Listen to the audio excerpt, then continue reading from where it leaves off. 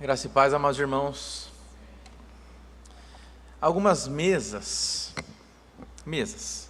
ficam gravadas na nossa memória, não é verdade? O último jantar em casa antes de alguém querido ir embora, ir para longe, se mudar, até mesmo casar. Um café da manhã onde se redefiniram os rumos de um casamento. Um almoço rotineiro onde abriu-se espaço para pedido de perdão e reconciliação. É na mesa onde muitas das nossas decisões mais importantes são tomadas. É na mesa onde muitas das alianças são firmadas. E nessa noite, então, quero convidar os irmãos a se aproximar de uma mesa muito específica. Uma mesa que não ficou apenas na memória dos discípulos, mas que atravessou os séculos e chegou até nós. Uma mesa que nasceu numa noite escura, mas transmite luz para todas as gerações. Por isso que o tema desta noite é: da mesa nasce a missão. O apóstolo Paulo nos conduz para essa mesa na sua primeira carta no capítulo de Coríntios, no capítulo 11. Ele nos leva para aquela noite decisiva. Ele fala assim: a noite em que foi traído. O ambiente estava carregado. Judas já havia decidido. Pedro ainda não sabia do peso que as suas palavras teriam ainda naquela noite. O futuro próximo traria a Jesus abandono, traria dor, traria cruz. E mesmo assim, Jesus toma o pão.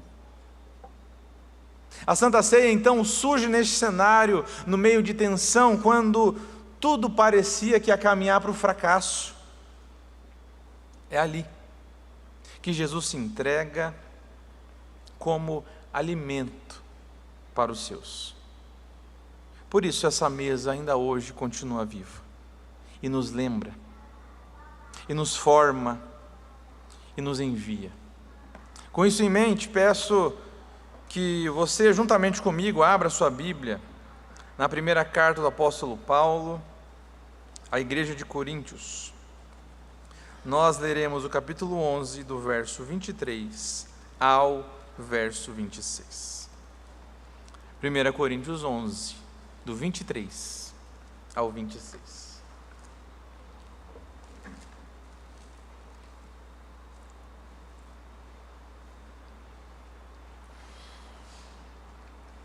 O texto diz assim: porque eu recebi do Senhor o que também vos entreguei, que o Senhor Jesus, na noite em que foi traído, tomou o pão, e tendo dado graças, o partiu e disse: isto é o meu corpo, que é dado por vós, fazei isto em memória de mim. Por semelhante modo, depois de haver ceado, tomou também o cálice, dizendo: este cálice é a nova aliança no meu sangue, fazei isto todas as vezes que o beberdes, em memória de mim. Porque todas as vezes que comerdes este pão e beberdes o cálice, anunciais a morte do Senhor, até que Ele venha. Senhor nosso Deus, nosso Pai, aqui está a sua palavra, e pedimos que o Senhor fale conosco através dela. Ilumina os nossos corações, tira os comichões dos nossos ouvidos, e abra o nosso coração para a tua palavra. Em nome de Jesus, Pai. Amém. Irmãos, ainda que esta mesa tenha sido instituída em uma noite marcada por traição, em uma noite marcada pela fragilidade humana, nós precisamos olhar com atenção para o que sustenta de fato essa mesa.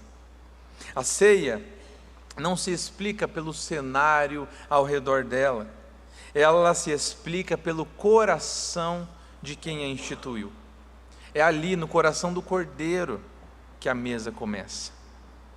E aqui está o nosso primeiro ponto: a mesa nasce do coração do Cordeiro. Paulo escreveu no verso 23 assim: porque eu recebi do Senhor o que também vos entreguei. Antes mesmo de falar do pão, antes mesmo de falar do cálice, o apóstolo Paulo estabelece a origem da Santa Ceia. O que ele está celebrando aqui não nasceu da criatividade da igreja, mas da iniciativa do próprio Cristo. Ele continua dizendo no verso 23: na noite em que foi traído, tomou o pão, e tendo dado graças, o partiu. Verso 24. Perceba o contraste. Na noite em que ele foi traído, ele dá graças. Diante da cruz, Jesus agradece. A cruz não surpreendeu Jesus Cristo. Ele conhece a dor que se aproximava, ele sabia o abandono que viria, assim como a ira, o cálice da ira de Deus que seria derramada sobre ele. E ainda assim, ele parte o pão com gratidão.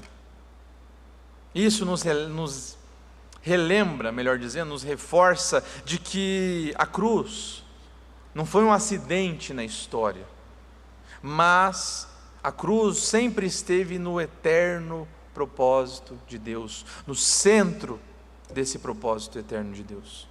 O nosso Senhor, meus irmãos, não foi vítima das circunstâncias, mas Ele se entregou voluntariamente. Ninguém tira a minha vida, eu a vou lá dou, lembra como Ele disse? Isso ecoa profundamente a promessa que nós vemos no Antigo Testamento, Isaías 53, versículo 11, quando o profeta declara que o servo sofredor verá o fruto penoso do trabalho de sua alma e ficará satisfeito. Ainda que o sofrimento viria naquela mesma noite, o sofrimento não seria vazio. Haveria fruto, haveria um povo redimido, haveria um povo reconciliado, haveria um povo trazido de volta para Deus. É por isso que a nossa confissão de fé no capítulo 29, que trata sobre a Santa Ceia, afirma que o Senhor Jesus Cristo instituiu a ceia para a perpétua lembrança do sacrifício de si mesmo na sua morte, para selar os seus benefícios, todos os benefícios da Santa Ceia, aos verdadeiros crentes. Meus irmãos, a ceia não apenas aponta para a cruz, mas ela sela os crentes com os benefícios que Cristo conquistou na cruz. Nesta noite, quando eu e você formos segurar o pão e o cálice, nós estamos diante de um fato histórico, mas principalmente diante de um fato redentor. O corpo de Jesus foi entregue, o sangue de Jesus foi derramado, a justiça divina de Deus foi satisfeita, e ali na cruz, a reconciliação de Deus e os homens foi plenamente realizada. Por isso que celebrar a Santa Ceia é também, e principalmente, lembrar da obra consumadora de Jesus Cristo. É descansar no que Ele fez e não naquilo que eu e você achamos que conseguimos fazer. Talvez alguém tenha chegado aqui hoje carregado, pensando em reorganizar a própria vida antes de se aproximar de Jesus. Não, a minha vida está muito bagunçada, eu preciso melhorar um pouquinho antes de eu me aproximar de Jesus. Meu irmão, minha irmã, perceba que a mesa da Santa Ceia, na sua instituição, ela foi oferecida a quem? A homens que naquela mesma noite iam tropeçar.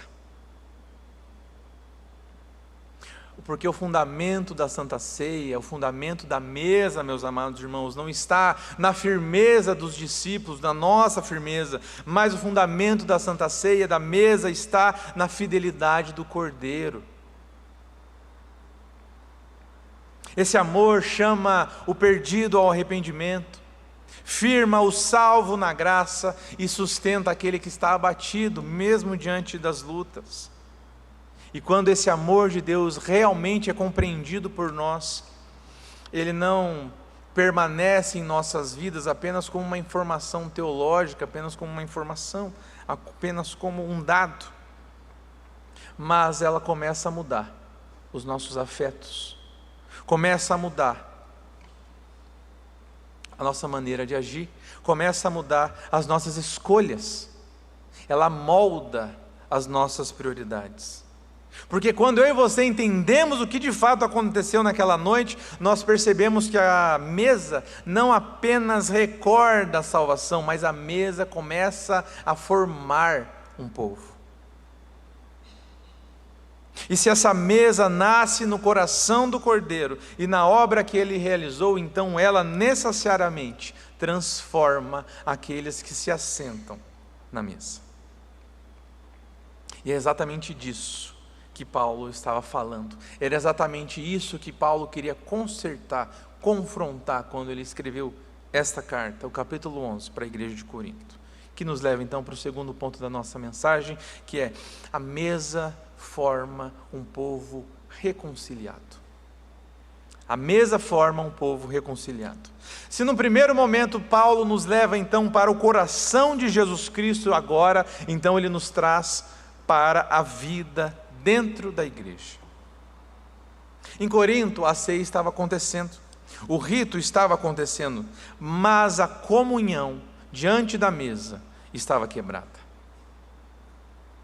Em Corinto havia divisões sociais, os ricos se adiantavam, os pobres eram constrangidos. A mesa, que na verdade deveria revelar a unidade daquela comunidade, estava expondo fraturas, estava mostrando as debilidades espirituais daquela comunidade. Era na mesa que a falta de saúde espiritual da igreja de Corinto estava se tornando visível. Por isso que Paulo então continua escrevendo e diz: é necessário o quê? Discernir o corpo. Discernir o corpo significa entender, perceber, reconhecer o corpo de Jesus Cristo entregue na cruz, mas é também reconhecer o corpo que Jesus Cristo formou pelo seu Espírito, a igreja, nós.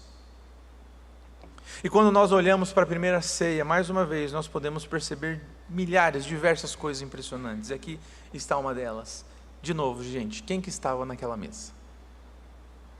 Quem eram as pessoas que estavam naquela mesa ceando com Jesus? Um ex-zelote, alguém acostumado a sonhar com revolução política e, se necessário, com armas em punho. Um cobrador de impostos que já havia servido ao sistema opressor da época. Homens discutindo quem seria o maior no reino de Deus. Pedrão, autoconfiante, impulsivo. Tomé, inclinado à dúvida, sempre tenho que ver para crer. Tiago e João, que pouco antes haviam pedido o lugar de honra diante de Jesus, até mesmo pedido para descer fogo, né, do céu na cabeça daqueles que não ouviram a sua mensagem.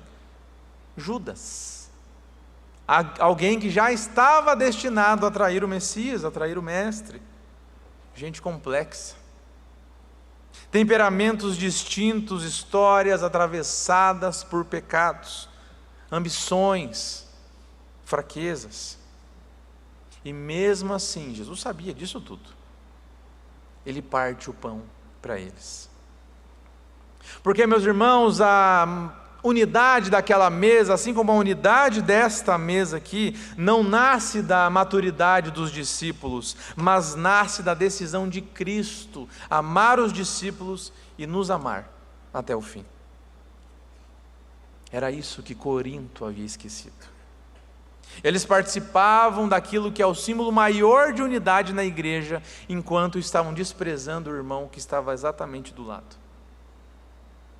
Isso fala conosco porque nós não podemos celebrar a reconciliação com Deus se nós cultivamos desprezo por alguém dentro da igreja. Quando Jesus ordena fazer isto em memória de mim, Ele não está pedindo para que a gente simplesmente faça um exercício sentimental. Até porque Jesus está lançando mão de um argumento, de uma expressão do Antigo Testamento. E Antigo Testamento, fazer algo em memória, fazer algo de lembrança, não era simplesmente recordar um fato distante, mas era viver à luz hoje do que um dia Deus fez pelo seu povo. Isso aqui é linguagem de aliança, é linguagem de pacto. Lembrem do que eu fiz por vocês e agora vivam de acordo com isso. É isso que Jesus está dizendo. Por isso que participar da Santa Ceia, então, é nós reafirmarmos que pertencemos à nova aliança selada no sangue de Jesus Cristo. Participar da Santa Ceia é nós proclamarmos diante de Deus, diante da igreja, que a nossa história foi redefinida pela morte e ressurreição do Senhor Jesus Cristo. Não é repetir simplesmente um rito religioso, mas é reafirmar a quem nós pertencemos, Jesus Cristo.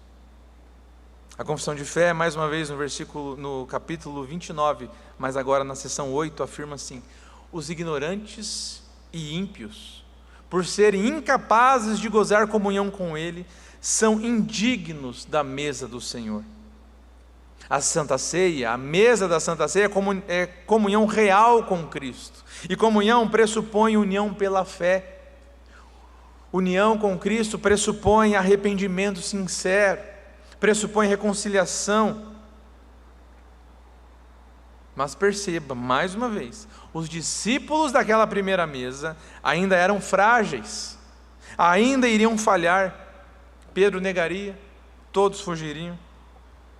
Mas, depois da ressurreição, depois da cruz e posterior ressurreição de Jesus Cristo, todos os 11 foram transformados. Pedro, restaurado, se tornou o quê? Pastor do rebanho.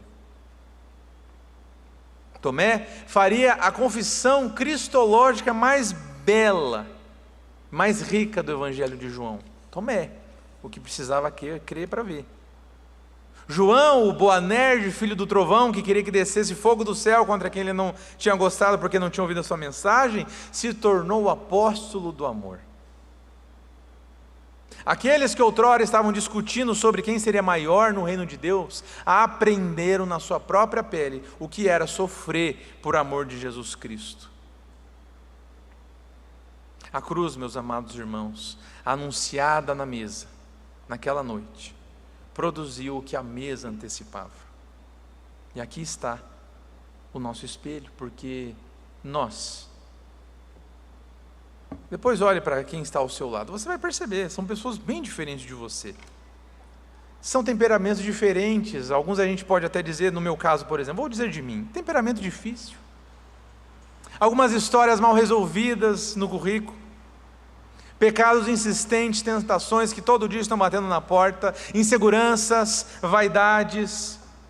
Meus irmãos, a igreja não é uma reunião de personalidades simples, de personalidades perfeitas que se unem como um lego, se juntam sem nenhum problema, sem nenhuma aresta para se reparar, mas a igreja é um ajuntamento de pecadores unidos pela mesma graça. Discernir o corpo de Jesus Cristo é olhar ao redor e lembrar: eu fui comprado pelo mesmo sangue que o meu irmão, eu fui comprado pelo mesmo sangue que a minha irmã.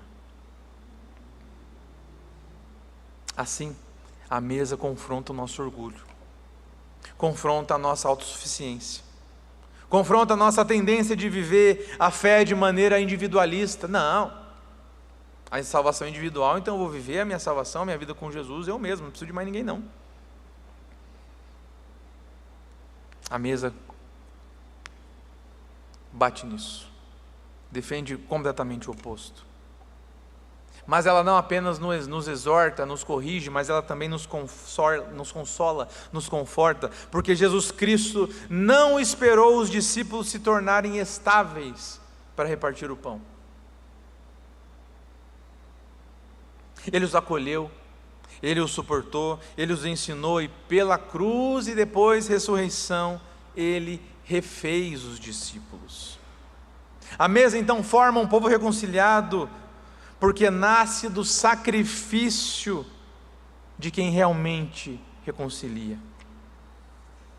E, meus irmãos, quando a igreja começa a viver assim, unida, mas não por conta de afinidade natural, mas por conta do sacrifício de Jesus Cristo, pelo sangue de Jesus Cristo, algo inevitável acontece.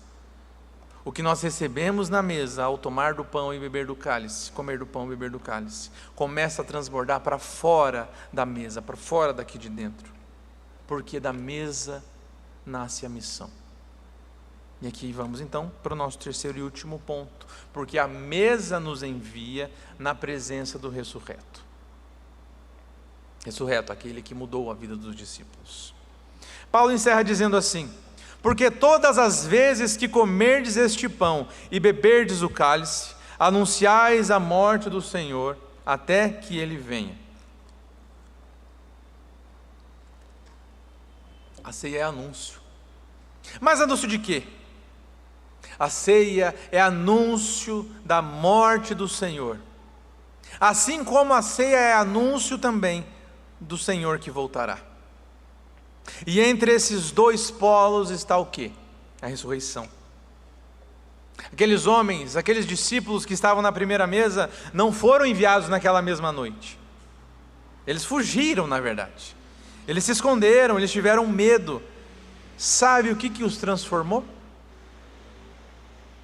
O encontro com Jesus ressurreto, com Cristo ressuscitado. O Pedro, que antes tinha negado Jesus por 3 vezes, encontrou Cristo ressuscitado à beira do mar. O Tomé, que antes duvidava, tocou nas chagas do Mestre. Os discípulos que estavam trancados dentro de casa, morrendo de medo, experimentaram a presença de Jesus Cristo ressurreto, dizendo: paz seja convosco. A presença de Jesus Cristo ressurreto mudou a vida daqueles homens, moldou a vida daqueles homens. E quando então Jesus Cristo envia os seus discípulos, declara que toda a autoridade lhe havia sido dada e prometeu estar com eles todos os dias. A missão nasce da presença de Jesus Cristo. Na tradição reformada, sacramento, batismo, Santa Ceia, é sinal visível da graça invisível. A Confissão de Fé de Westminster, no capítulo 27, tratando sobre os sacramentos, ela afirma assim: são santos sinais e selos do pacto da graça, imediatamente instituídos por Deus para representar Cristo e os seus benefícios. Ceia é sinal visível da graça invisível de Deus. Não é uma mera lembrança psicológica. Apenas lembramos de Jesus Cristo. É meio de graça. Quer ver um detalhe teológico que eu acho bem legal? Uma vez eu ouvi, ou li, não lembro, não tenho certeza, acho que eu li, algo assim. Temos 3 reformadores famosos, não é? Lutero, Zwinglio e Calvino. Para Lutero, na mesa da Santa Ceia, Jesus está sendo servido nos elementos. Jesus está, de fato, quase que fisicamente, nos elementos. Para Zwinglio, nós apenas nos lembramos de Jesus Cristo enquanto comemos do pão e bebemos do vinho. Aí, para mim, a minha favorita é o que o Calvino fala. Na mesa da Santa Ceia, é Jesus que nos serve. Na Santa Ceia, é Jesus nos servindo. É meio de graça. Cristo, pelo seu Espírito, comunica-se verdadeiramente ao seu povo, quando o seu povo participa da mesa, pela fé. Pela fé, não apenas por rito, para cumprir a agenda do mês. Opa, tem que tomar ceia esse mês. Pela fé. Nós não apenas pensamos, lembramos de Jesus Cristo, mas nós somos nutridos por Ele. Somos alimentados por Ele, como um dia, naquela noite, os discípulos foram nutridos, alimentados por Jesus Cristo. Isso é muito bonito, isso é muito belo, isso toma o meu coração. Mas isso não pode ficar só bonito, meus irmãos, porque uma igreja nutrida pelo Cristo vivo não pode viver de maneira anestesiada, ensimesmada. Porque se a Santa Ceia não molda a nossa vida comunitária, se a Santa Ceia, a presença de Jesus Cristo não molda o nosso compromisso com o reino, a nossa ética, então nós estamos participando dessa mesa de maneira superficial.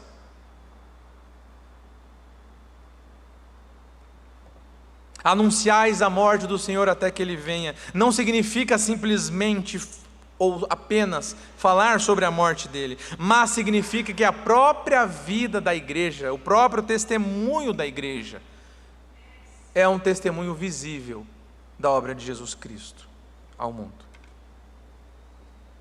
Uma igreja, então, que participa na mesa, mas permanece dividida, contradiz o que proclama.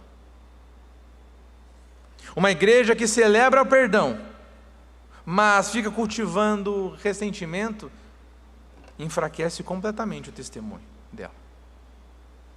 Uma igreja que se alimenta da graça, mas não se envolve em missão, e eu não estou falando apenas como instituição, mas você se envolvendo com a missão de Deus. Ide e fazer discípulos. Revela imaturidade. Mas quando a igreja entende que o Cristo que morreu, ressuscitou, está vivo e presente, algo muda. Aí sim, nós servimos. Servimos porque Ele está presente. Perseveramos porque Ele reina. Evangelizamos porque Ele tem autoridade. Plantamos, discipulamos, ensinamos e sofremos, porque nós sabemos que Ele está conosco, até que Ele venha. Isso não nos coloca em uma espera passiva, apenas vamos ver o que acontece. Não, mas nos coloca em uma fidelidade ativa.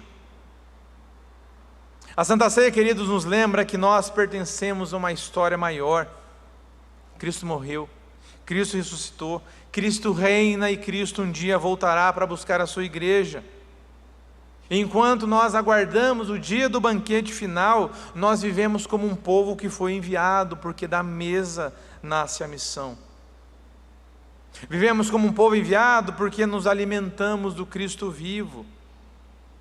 E este Cristo vivo envia a sua igreja ao mundo.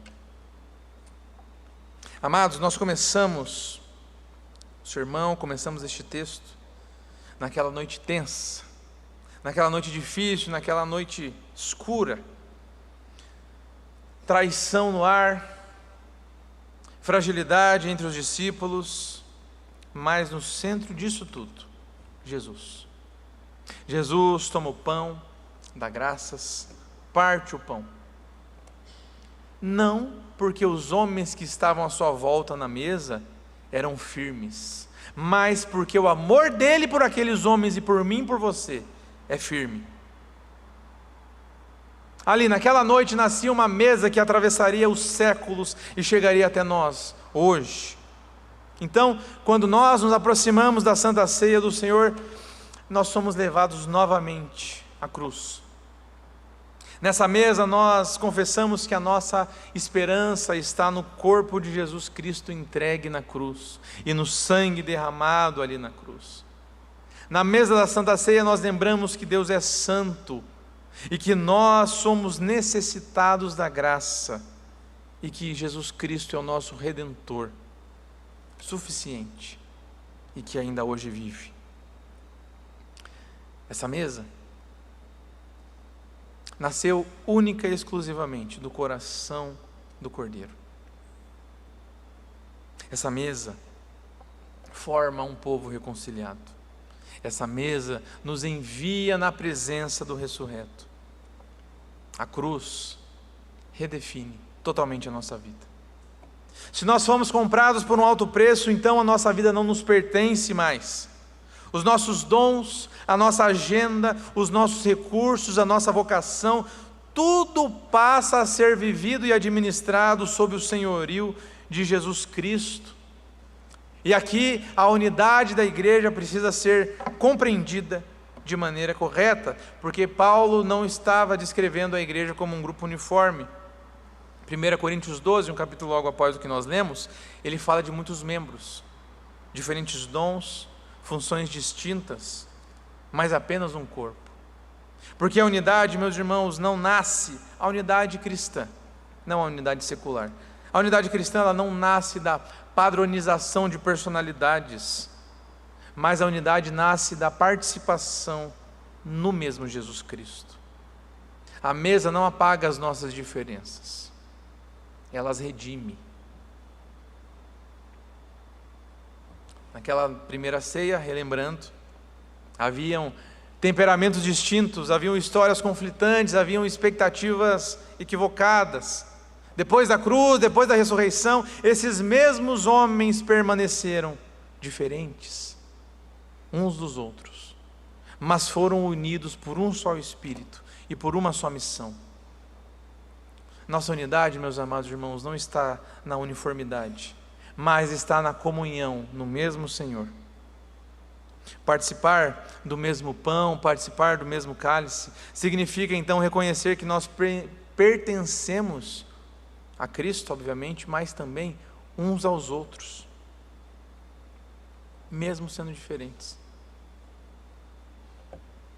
Significa usar os nossos dons então para edificar o meu irmão que está ao meu lado, para edificar o corpo.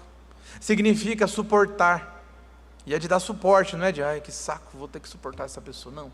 Dar suporte, apoiar, ajudar, perdoar, caminhar junto. Porque quando a igreja vive assim, meus amados irmãos, o mundo enxerga algo que ele jamais consegue produzir sozinho. Jamais. Então, você já sabe qual é o sentido, qual é a sua posição que você deve ter quando participa da mesa, mas quando nós nos levantamos da mesa da Santa Ceia, nós não levantamos apenas consolados, mas levantamos-nos também enviados. Enviados às nossas casas, enviados aos nossos trabalhos, enviados à cidade, enviado como um povo que foi reconciliado e agora vive reconciliando.